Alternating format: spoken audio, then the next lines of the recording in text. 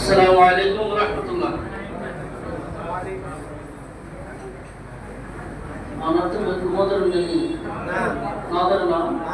السلام عليكم ورحمة الله. الحمد لله والصلاة والسلام على رسول الله. أعوذ بالله من الشيطان الرجيم. بسم الله الرحمن الرحيم. لقد كان لكم في رسول الله أسوة حسنة. পবিত্র মাহে রবিউল আউয়াল উপলক্ষে 12 দিন ব্যাপী মিলাদুন নবী সাল্লাল্লাহু আলাইহি ওয়াসাল্লাম মাহফিলের আজকের শেষ দিবসের এই সময়ে আমার ডান পাশে বাম পাশে যে সকল মুরব্বিবৃন্দ বসে আছেন, সামনে যারা উপস্থিত আছেন, আল্লাহ রাব্বুল আলামিনের কাছে শুকরিয়া আদায় করছি। আল্লাহ তাআলা আমাদের আগমন এবং বসাকে কবুল করুন, আমিন। এই মাহফিল যিনি আয়োজন করেছেন, মাহফিলের শুরু থেকে পর্যন্ত যারা মাহফিলে যিনি খেদমত করেছেন, নানাভাবে সাহায্য সহযোগিতা করেছেন, সবাইকে যেন আল্লাহ তাআলা কবুল করেন, আমিন।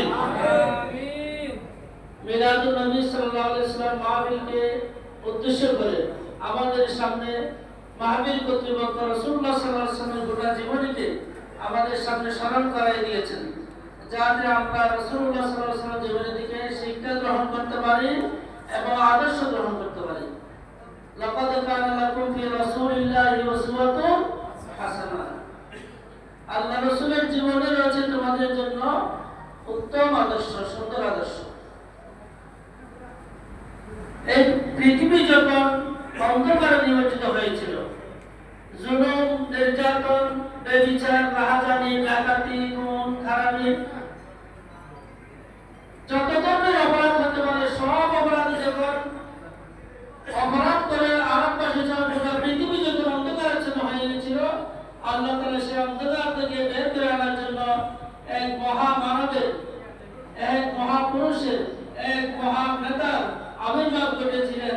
তিনি ছিলেন নবীদের সরদার, রাহমাতুল লিল আলামিন, আখির পয়গম্বর মুহাম্মদুর রাসূলুল্লাহ সাল্লাল্লাহু আলাইহি ওয়াসাল্লাম।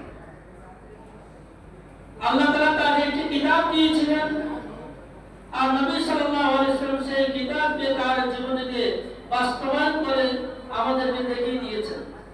রাসূলুল্লাহ সাল্লাল্লাহু আলাইহি ওয়াসাল্লামের ইন্তেকালের পরে হযরত মা আয়েশা রাদিয়াল্লাহু তাআলা আনহার কাছে কিছু সাহাবী এসে জিজ্ঞেস করলেন আল্লাহ রাসূলের চরিত্র সম্পর্কে। আম্মা জান, আমাদেরকে একটু আল্লাহ রাসূলের চরিত্র সম্পর্কে বলুন।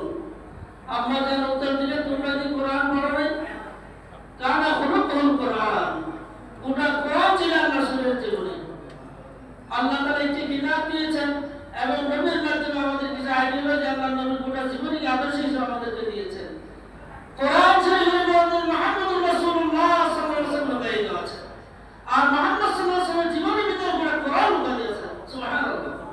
সেই মহান নবীর জীবনাচরণ, জীবন আদর্শ আমাদের সামনে আলোচনা হচ্ছে। আমি সময় বেশি নেব না। একজন শিশু থেকে শুরু করে একজন বয়োবৃদ্ধ পর্যন্ত, একজন পারিবারিক লোক থেকে সামাজিক লোক থেকে রাষ্ট্র জীবন পর্যন্ত আল্লাহ তাআলা আল্লাহ নবীর মাধ্যমে আমাদের কাছে শিক্ষা দিয়ে গেছেন।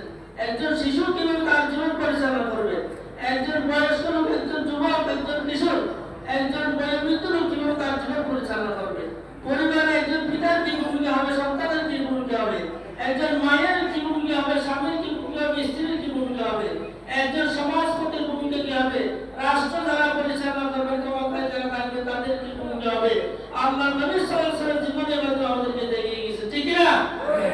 আমরা আল্লাহর নবীকে বিশ্বাস করি এবং নবী সাল্লাল্লাহু আলাইহি ওয়াসাল্লামকে আমাদের নবী হিসেবে মানি, কিন্তু নবী সাল্লাল্লাহু আলাইহি ওয়াসাল্লামের আদর্শ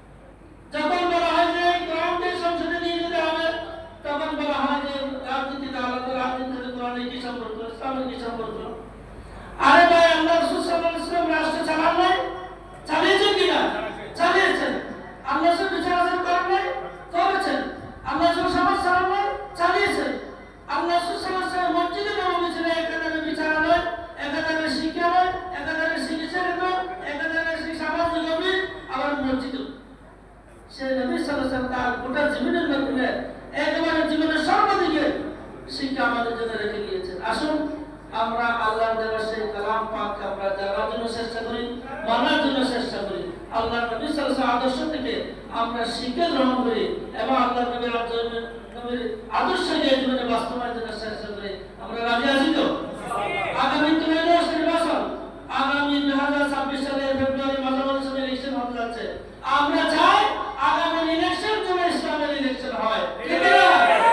আমরা চাই সারা বাংলাদেশ থেকে ব্যাপক সংখ্যক সংসদীয় আসন বিজয় লাভ করার মাধ্যমে এবারে সংসদ কোরআনের সংসদ হবে ইনশাআল্লাহ।